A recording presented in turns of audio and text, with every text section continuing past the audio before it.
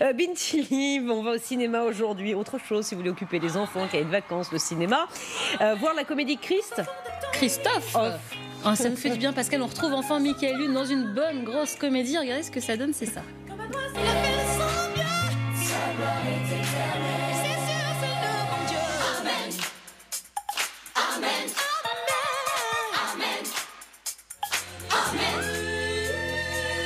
Voilà, je vous ai mis dans l'ambiance. Pascal, encore une histoire de religieux qui chantent. Bah oui, ça nous rappelle Coexister avec Fabrice Eboué.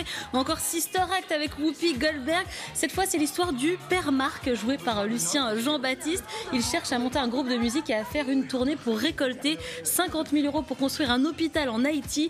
Problème, il peine à recruter jusqu'au jour où il tombe sur le fameux Christophe, joué par Michael Youn, chanteur raté mais bon guitariste. Christophe va donc se faire passer pour un membre du clergé.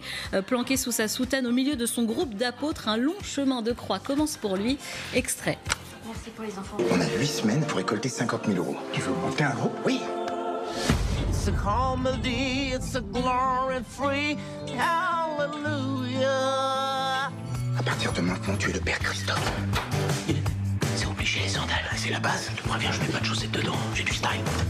Oh, Marie, si tu savais tout le mal que l'on me fait. Je sens quelque chose de pas net. Il prétend être père Christophe. De quelle église viens-tu? De Jujas le Nazareth. Comme le Nazareth du Christ? Non, comme le Nazareth du poisson.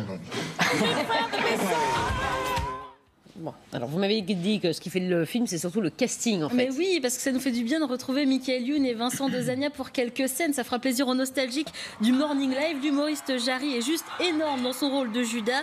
Simon Astier qui joue le frère Julien, super chanteur complètement misanthrope, nous offre vraiment des scènes hilarantes. On a de super guests aussi, Joe Star, Pascal le grand frère. J'ai trouvé le film hyper moderne dans l'écriture des blagues. J'ai beaucoup ri par moments. Il y a des scènes qui vont vraiment devenir cultes. Mais Pascal, malheureusement, il y a un mais.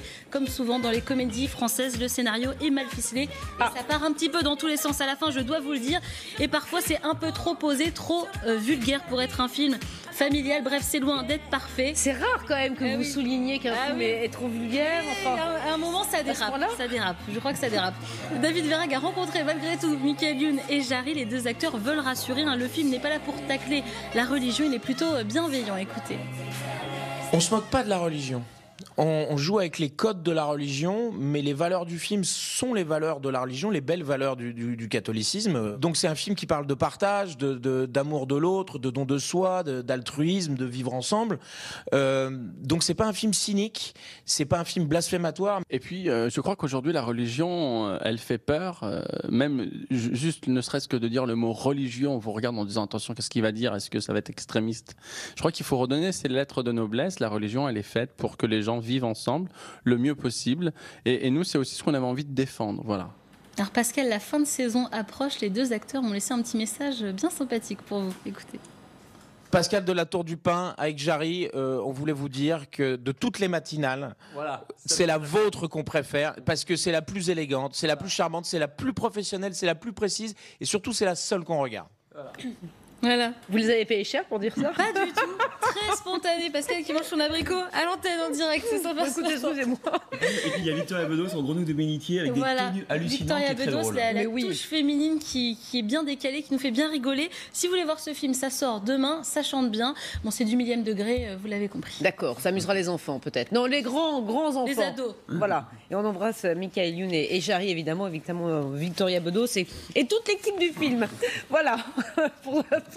Pour n'oublier personne. Le temps.